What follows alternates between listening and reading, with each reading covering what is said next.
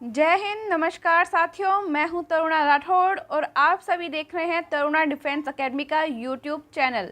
पूरा आपके पेपर जो पैटर्न है उस पैटर्न पे आपका एग्ज़ाम होगा।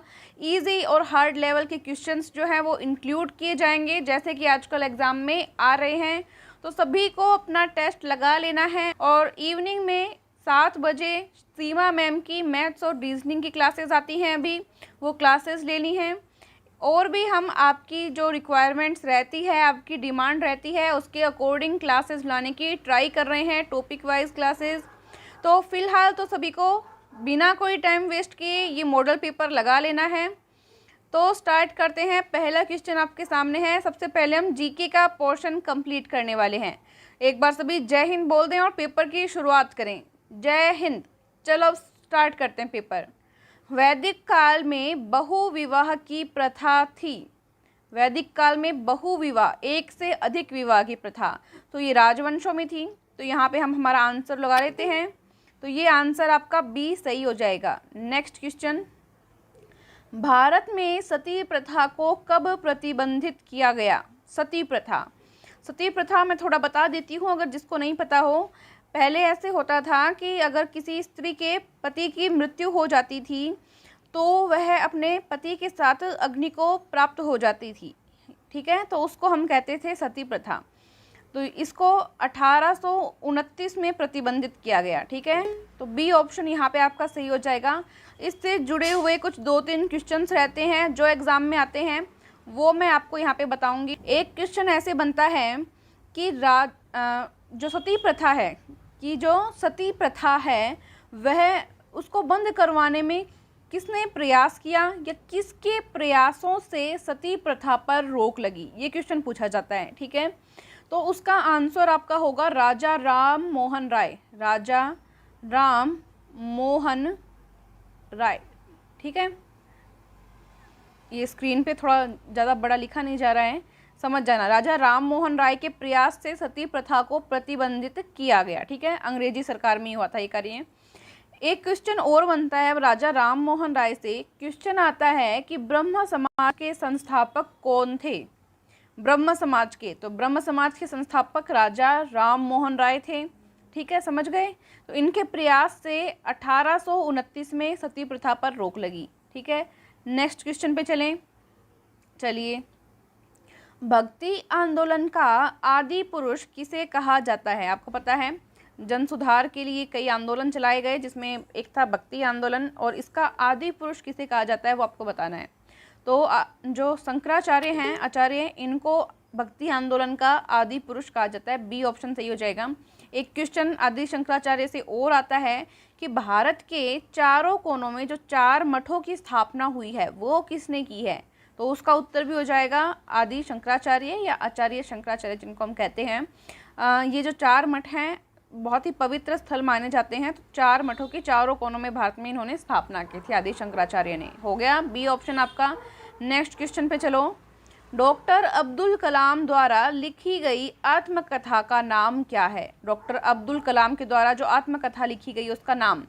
देखो, आत्मकथा होती है जो, और जिसको ऑटोबायोग्राफी बोलते हो इंग्लिश में। तो इसमें क्या होता है कि वह व्यक्ति अपना जीवन वृतांत लिखता है, पूरा जीवन का, क्या उसने किया, किस तरह से किया, क्या उसकी प्लानिंग रही, क्या जो समाज का रवैया था वो रहा, हर एक चीज़ वो लिखता है, वो उसकी आत्मकथा कहलाती है। तो जो डॉक्टर अब्दुल कलाम की आत्मकथा थी उसका नाम था विंग्स ऑफ फायर, ठीक है। कुछ जो इसके ऊपर जो शॉर्ट में आपको यूट्यूब पे या इंटरनेट पे अवेलेबल हो जाएगी चीज़ें, एक बार आपको ज़रूर पढ़नी चाहिए। एक तो कुछ स्टूडेंट होते हैं, वैसे आर्मी वाले तो ऐसे नहीं करते हैं, वो किसी और को ब्लेम नहीं करते हैं, लेकिन काफ़ी सारे स्टूडेंट्स ऐसे देखने को मिलते हैं कि हमें ये प्रॉब्लम है, हमें घर की ये समस्या हो गई, इस वजह से हम नहीं कर पाए। ये जो ब्लेम करने वाली चीज़ें होती है ना, कि रोना रोते रहते हैं कि इस वजह से नहीं हुआ, इस वजह से नहीं हुआ, हमारे पास ये सुविधाएं नहीं थी। देखो आजकल इतनी सुविधाएं हैं, कुछ भी आपको नहीं समझ में आया आपने यूट्यूब पे सर्च कर लिया, गूगल पे सर्च कर लिया, उसी टाइम मिल गया।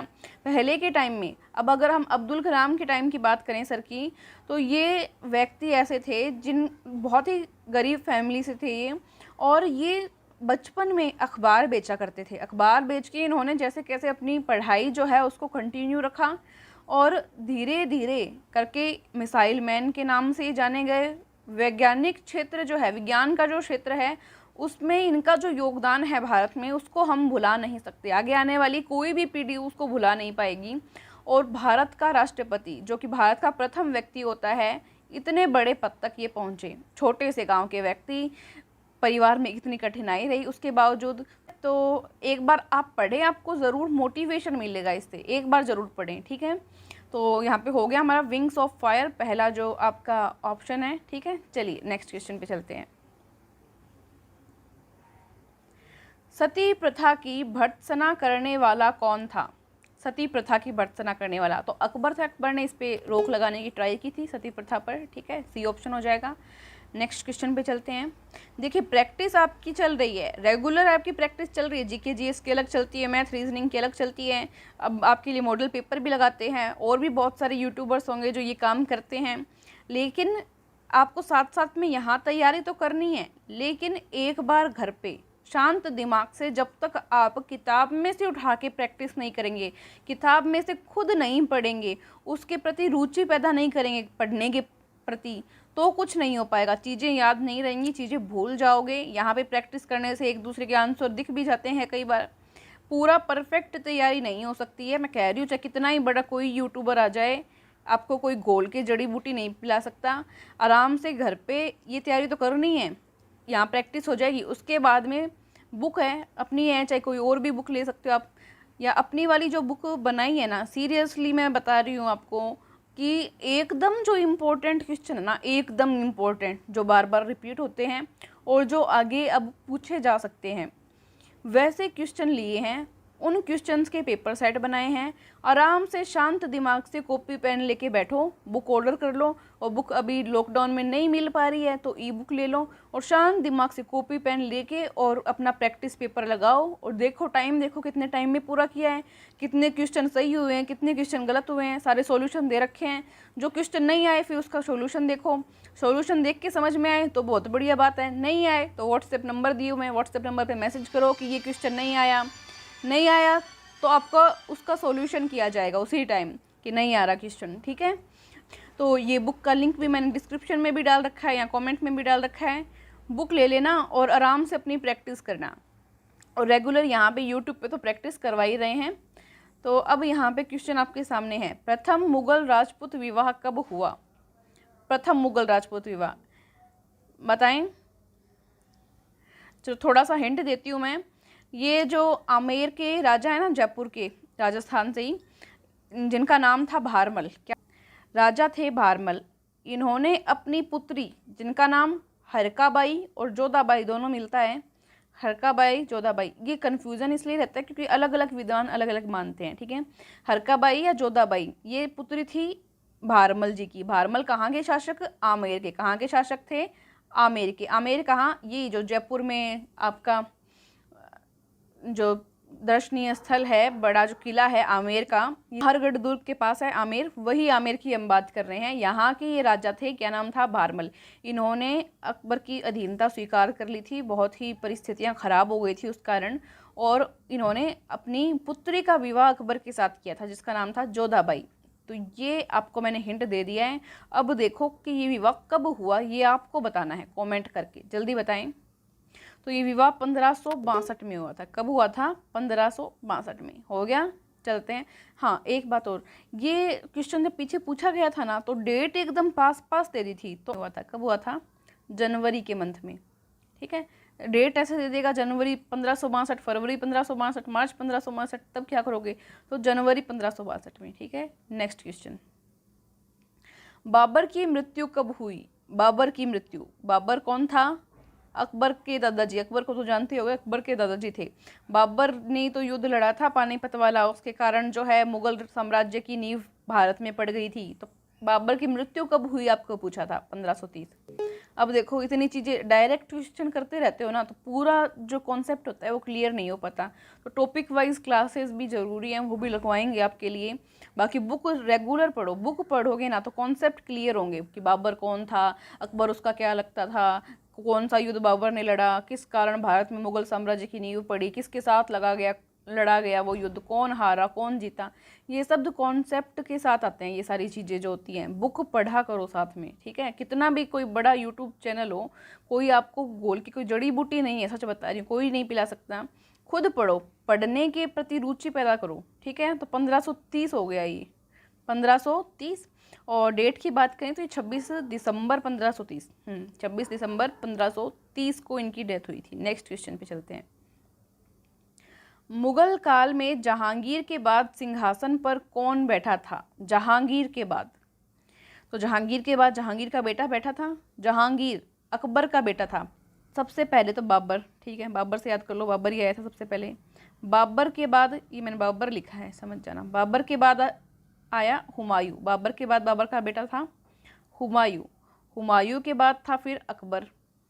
अकबर का बेटा जिसको सलीम के नाम से जानते हैं, सलीम वही, हाँ अनारकली वाला, याद आ गया।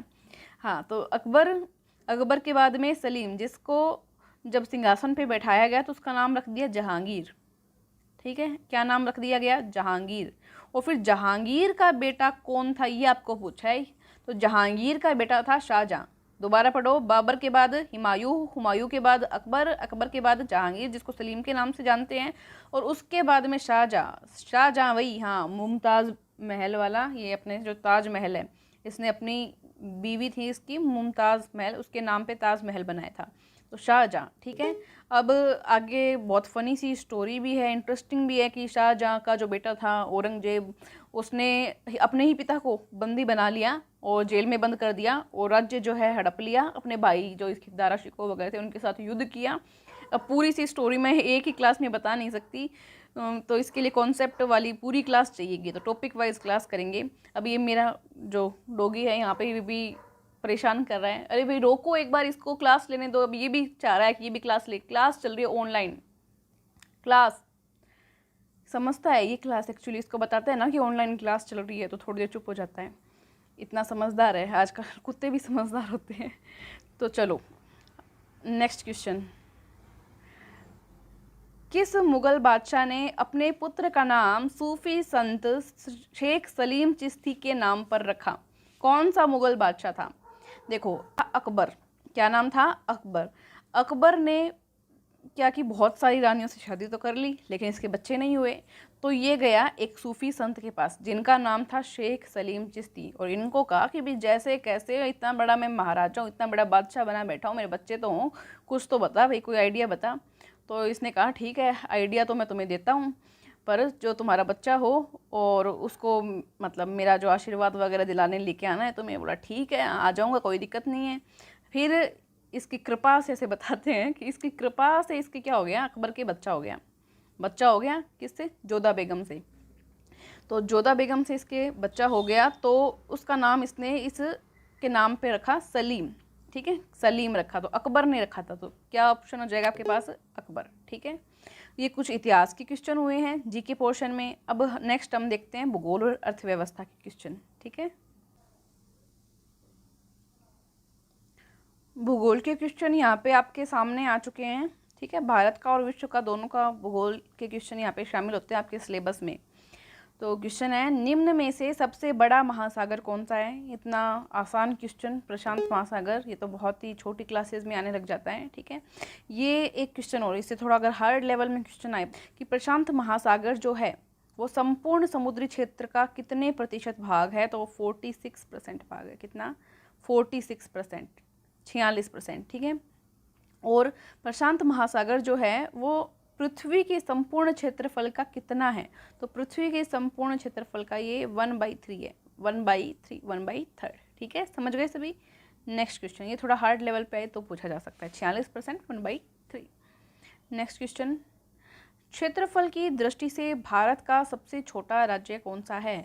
तो वही राज्य जहाँ पे सब लोग गवर्नमेंट जॉब लगते ही घूमने जाते हैं, या प्राइवेट जॉब लगते ही, कि जॉब लगते ही घूमने जाना है। कहाँ जाना है? गोवा जाना है, मज़े करने हैं, तो गोवा, ठीक है। तो आप भी लगो और आप भी जाओ और साथ में देश की सेवा भी करो। चलो नेक्स्ट क्वेश्चन, भारत पाकिस्तान की सीमा रेखा को क्या कहा जाता है? देखो, एक व्यक्ति था रेडक्लिफ, रेडक्लिफ को भारत बुलाया कि भाई अब भारत और पाकिस्तान का विभाजन करना ही पड़ेगा, अब इनका विभाजन कर। तो ये बोला ठीक है, विभाजन तो कर दूंगा। तो ये उठा, महाराज सो के आराम से नींद पूरी की इसने। तो सोचा अब कैसे करूं मैं, कोई प्लानिंग तो मैंने की नहीं। तो इसने क्या किया कि जैसे भारत, ये मान लो कोई सीमा है भारत पाकिस्तान की, इस पे जहाँ जहाँ पुलिस चौकियाँ थी ना, वहाँ पे पुलिस चौकियों पे इसने लाइन खींच दी कि ये हो गई लाइन, इधर तो हो गया पाकिस्तान और इधर हो गया इंडिया यानी भारत, ठीक है। तो इस तरह से इसने विभाजन कर दिया। याद रख लेना, फनी सी ट्रिक है। तो रेड क्लिफ, तो इस रेड क्लिफ बंदा था, इसके नाम पे रेड क्लिफ रेखा कहा गया, ठीक है, भारत पाकिस्तान की सीमा को। अब ये कुछ भूगोल के क्वेश्चंस हुए हैं और एक क्वेश्चन चलो और देख लेते हैं भूगोल का, और उसके बाद में हम देखेंगे हमारे अर्थशास्त्र के क्वेश्चन या राज्य व्यवस्था के क्वेश्चन जो बनते हैं। विश्व के कुल क्षेत्रफल में से भारत का कितना प्रतिशत क्षेत्रफल है? ये काफ़ी इजी क्वेश्चन आ रहे हैं, मतलब काफ़ी इजी क्वेश्चन भी आते हैं कुछ, मतलब ऐसा होता है कि कुछ क्वेश्चन इजी के लेवल के रहते हैं, कुछ मीडियम लेवल के और फिर कुछ हार्ड लेवल के, ठीक है। तो आपको क्या करना है, इजी तो आती होंगे, मीडियम वाले भी कवर कर लो, हार्ड लेवल तक की तैयारी करते जाना है। 100 नंबर भी जिन स्टूडेंट्स के हैं ना, पहले वो देखते ही नहीं थे, आराम से फ्री माइंड से जाते थे पेपर देने, लेकिन अब जिनके 100 नंबर भी है ना, वो भी दिन रात लगे हुए हैं तैयारी में, ठीक है। तो ऐसा नहीं हो कोई आपको पीछे छोड़ दे, तो तैयारी करते रहो, यही है। विश्व के कुल क्षेत्रफल में से भारत का कितना प्रतिशत क्षेत्रफल है? तो 2.4% है, सबको पता है, बच्चे बच्चे को पता है। हाँ, अगर बात करें कितना क्षेत्रफल है तो बताएं, 32,87,240 वर्ग किलोमीटर क्षेत्रफल है भारत का। 32,87,240 वर्ग किलोमीटर, या स्क्वायर भी बोल सकते हो आप, ठीक है, किलोमीटर स्क्वायर, जो कि पूरे विश्व का 2.4%। याद हो गया, कोई दिक्कत नहीं है, सबको आता है ये तो। चलो, तो ये भूगोल के क्वेश्चन हुए। अब देखते हैं जो अर्थव्यवस्था और राज्य व्यवस्था के क्वेश्चन है। अब कुछ क्वेश्चंस आपके सामने यहाँ पे भारतीय राज्य व्यवस्था और संविधान के आ चुके हैं। पहला क्वेश्चन है, प्रथम महिला राज्यपाल कौन है? बताएं, ऑप्शंस आपके सामने हैं। तो सरोजनी नायडू है, आपको पता है ये क्वेश्चन तो कई बार रिपीट भी हो चुका है। एक क्वेश्चन और इससे बनता है, मैं आपको पूछूंगी कि राष्ट्रीय महिला दिवस, लिखूं क्या, ये समझ जाएंगे, राष्ट्रीय महिला दिवस कब मनाते हैं, ये बताएं आप। राष्ट्रीय महिला दिवस, तो राष्ट्रीय महिला दिवस जो है वो 13 फरवरी को मनाया जाता है। यहाँ पे इंटरनेशनल वुमेंस डे की बात नहीं कर रही हूँ मैं ये कर रही हूँ भारत की बात। भारत में राष्ट्रीय महिला दिवस कब मनाते हैं? तो वो 13 फरवरी, ठीक है, 13 फरवरी को मनाते हैं। क्यों मनाते हैं? क्योंकि उस दिन सरोजनी नायडू जी का जन्मदिन है, इसलिए मनाते हैं, ठीक है। अब क्वेश्चन ये भी आता है कि जो सरोजनी नायडू जी हैं, जो भारत की पहली महिला राज्यपाल बनी हैं, ये कौन से राज्य की राज्यपाल बनी थी, कौन से राज्य की? तो वहाँ राज्य का नाम आपसे पूछा जाए तो आप क्या बताएंगे? बताएं जल्दी से, कमेंट सेक्शन में कमेंट कर दें, कौन से राज्य की राज्यपाल बनी थी ये? तो ये यूपी की बनी थी, उत्तर प्रदेश की, ठीक है, यूपी की राज्यपाल रही थी सरोजनी नायडू। इनका जन्मदिन आता है 13 फरवरी को, और इस उपलक्ष्य में भारत में राष्ट्रीय महिला दिवस मनाया जाता है 13 फरवरी को, ठीक है। चलिए, वैसे इंटरनेशनल वुमेंस डे कब मनाया जाता है? तो वो 8 मार्च को मनाया जाता है। नेक्स्ट क्वेश्चन पे चलते हैं। क्वेश्चन आ गया क्या आपके सामने?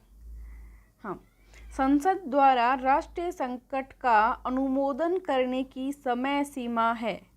राष्ट्रीय संकट आ जाए तो संसद के द्वारा उसका अनुमोदन करने की सीमा कितनी होती है? तो 1 माह होता है, 1 मास, 1 महीना, ठीक है। नेक्स्ट क्वेश्चन, निम्न में से कौन सी आपातकालीन स्थिति की घोषणा राष्ट्रपति स्वयं कर सकता है? राष्ट्रपति स्वयं कर सकता है। बाह्य आक्रमण तथा सशस्त्र विद्रोह के फलस्वरूप उत्पन्न होने वाली आपातकालीन स्थिति, राज्य में संवैधानिक व्यवस्था के विफल होने के फलस्वरूप उत्पन्न होने वाली आपातकालीन स्थिति, देश की आर्थिक व्यवस्था बिगड़ जाने अथवा उसकी साख को खतरा उत्पन्न होने की स्थिति में। तो इसमें पूछा है कि कब राष्ट्रपति स्वयं कब कर सकता है?